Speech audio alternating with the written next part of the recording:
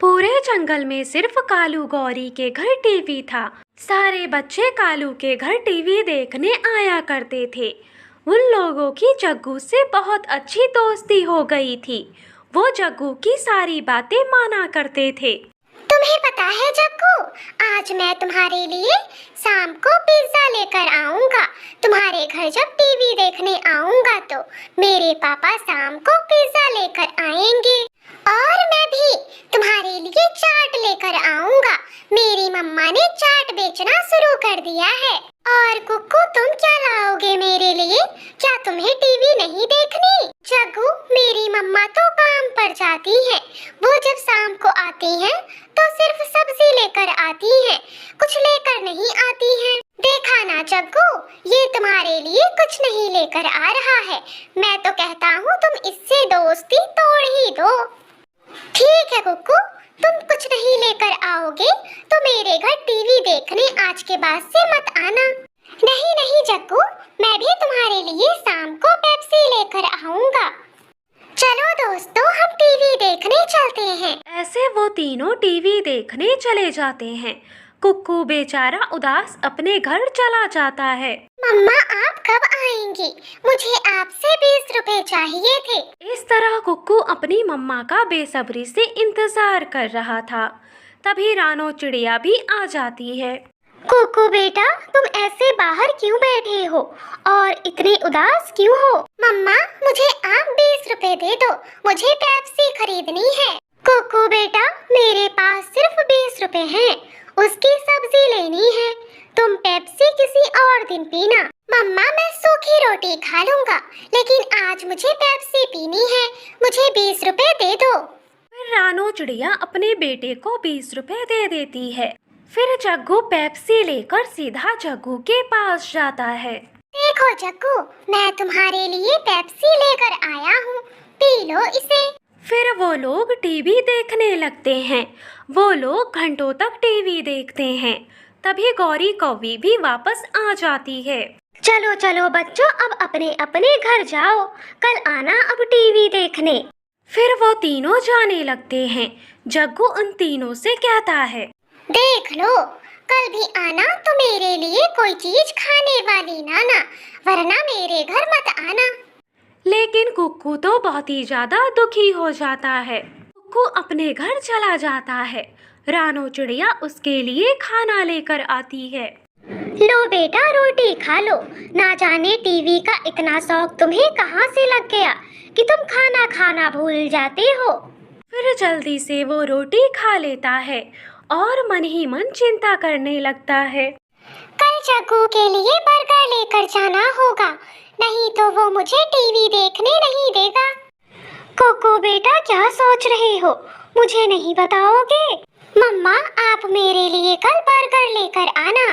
बेटा, ये तुम कैसे बातें कर रहे हो? आज पेप्सी और कल बर्गर। हम गरीब हैं, हमारे नसीब में ये सब खाना नहीं लिखा है। नहीं मम्मा, मैं सूखी रोटी खा लूंगा, लेकिन आप मेरे लिए बर्गर लाना, नहीं तो मैं आपसे बात नहीं करूंगा। ठीक है, मैं लेकर आऊंगी, पर ऐसे मुंह ना फुलाया करो। अब चुपचाप से सो जाओ तुम।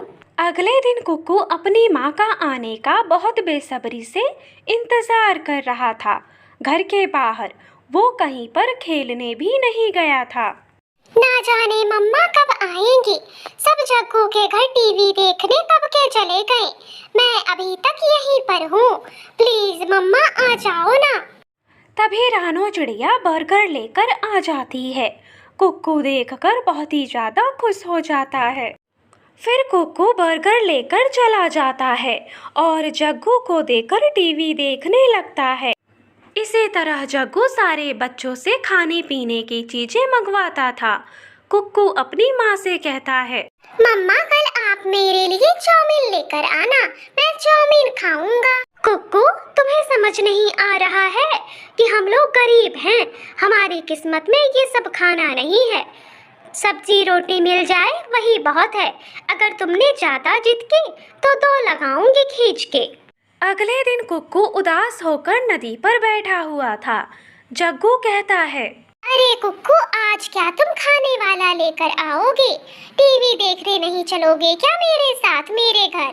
नहीं जग्गू, मैं आज टीवी देखने नहीं आऊंगा। पर क्यों जग्गू, तुम्हें टीवी देखना तो बहुत पसंद है ना? अरे जग्गू, इसके करीब माँ के पास पैसे नहीं होंगे ताकि ये तुम्हारे लिए कुछ ला सके, इसीलिए मना कर रहा है ये। हाँ, नहीं है पैसे, और आज के बाद से मैं तुम्हारे घर कभी टीवी देखने नहीं आऊंगा। बस मेरे माँ के बारे में एक भी शब्द मत कहना। हाँ हाँ गरीब भिखारी, तेरे पास रुकना भी कौन चाहता है। चलो दोस्तों, हम चलते हैं यहाँ से। फिर वो लोग ऐसे ही खेलने लगते हैं। तभी जग्गू नदी में गिर जाता है और डूबने लगता है। बचाओ बचाओ, कोई मुझे बचाओ। जग्गू, हम तुम्हें नहीं बचा सकते हैं।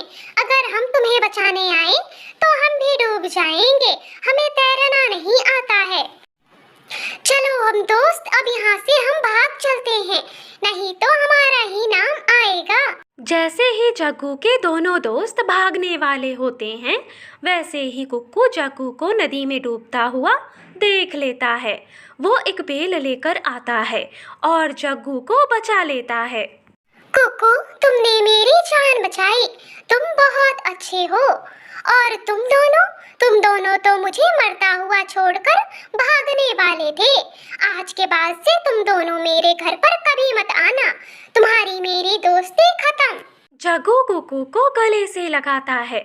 कुक्कू भी अब बहुत खुश था, क्योंकि उसे टीवी देखने के लिए कोई चीज खाने वाली लानी नहीं थी।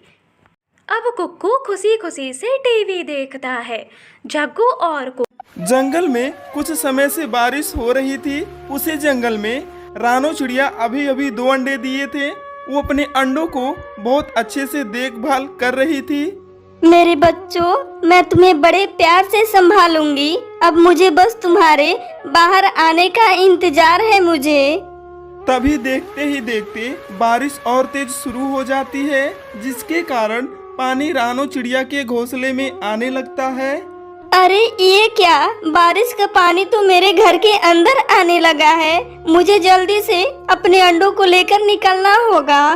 तभी रानो चिड़िया अपने दोनों अंडों को लेकर घोंसले से बाहर आ जाती है और एक घने पेड़ पर बैठ जाती है। देखते ही देखते तेज बारिश और तूफान के कारण रानो चिड़िया का घोंसला टूटकर नीचे गिर जाता है। हे ऊपर वाले, तेरा लाख लाख शुक्र है। अच्छा हुआ मैं समय रहते घोंसले से बाहर आ गई, लेकिन अभी मैं क्या करूं? बारिश तो रुकने का नाम ही नहीं ले रही। मुझे अपने अंडों को एक सुरक्षित जगह ले जाना होगा। रानो चिड़िया अपने अंडों को सुरक्षित रखने के लिए एक जगह का तलाश करने लगी, लेकिन उसे कोई भी सुरक्षित जगह नहीं मिलती। यहाँ पर तो मुझे कोई भी सुरक्षित जगह नहीं दिख रही। मेरे अंडे तो बारिश में भीग रहे हैं। मुझे लगता है कि मुझे किसी पक्षी से मदद मांगनी होगी। इसके अलावा मेरे पास और कोई चारा नहीं। ऐसा सोचकर रानो चिड़िया अपने अंडों को लेकर गौरी कवि से मदद मांगने के लिए उसके घर जाती है। गौरी कवि अपने घर में बैठी हुई थी। दरवाजा खोलो बहन, दरवाजा खोलो। मुझे अपने घर में रुकने के लिए आसरा दे दो। मेरे अंडे भीग रहे हैं, मेरी मदद करो। रानो चिड़िया का आवाज सुनकर गौरी खिड़की से झांक कर देखती है।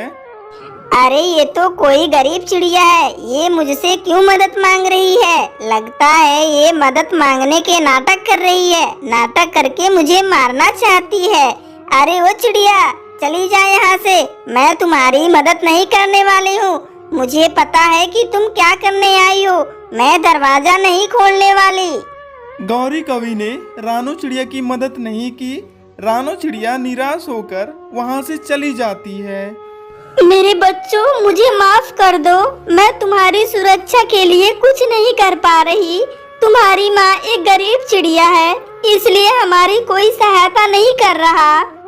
फिर रानो चिड़िया मिट्टी के घर के बाहर आ गई। घोंसले में चील बैठी हुई थी और उसने भी 2 अंडे दी हुई थी।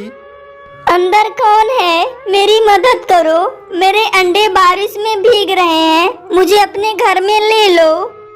चील ने अपने खिड़की से झांक कर देखती है कि रानो चिड़िया उससे मदद मांग रही है। अरे बाप रे, ये तो रानो चिड़िया है, लेकिन ये क्यों मुझसे मदद मांग रही है? लगता है ये सच में मुसीबत में है, मुझे इसकी मदद करनी चाहिए। चील अपने घर का दरवाजा खोल देती है। आओ, तुम अंदर आ जाओ। रानो चिड़िया अपने अंडों को लेकर चील के घर के अंदर आ जाती है। आपका बहुत बहुत शुक्रिया जो आपने मुझ पर विश्वास करके मेरी मदद की है। अगर आज आपने मेरी मदद नहीं करती तो पता नहीं मेरे अंडों को क्या होता। कोई बात नहीं बहन, आप अपने अंडों को मेरे अंडे के पास रख दीजिए, इससे आपके अंडे को गर्माहट मिलेगी। फिर रानो चिड़िया अपने अंडों को चील के अंडे के पास रख देती है। सुबह हो जाती है और बारिश भी रुक जाती है। रानो चिड़िया सोचती है वो अपना नया घर बना ले। सुनो बहन, अब मैं चलती हूँ, मुझे घर भी बनाना है। अरे बहन, आप अपने अंडों को लेकर घोंसला कैसे बनाएंगी? मेरी मानो तो आप अपने अंडों को यहाँ रख दीजिए और अपना घोंसला बनाइए। जब आपका घोंसला बन जाएगा तब अपने अंडों को लेकर चले जाइएगा, आपको परेशानी नहीं होगी और आपके अंडे भी सुरक्षित रहेंगे। रानो चिड़िया चील की बात से सहमत हो जाती है। ठीक है, तब आप बाहर जाना तो मैं अंडों की सुरक्षा करूंगी और जब हम बाहर जाऊंगी तो आप अंडों की सुरक्षा करना। अरे हाँ, ये तो बहुत अच्छा उपाय है। इस तरह रानो चिड़िया और चील में अच्छी दोस्ती हो जाती है और दोनों मिलकर खुशी खुशी रहने लगती हैं।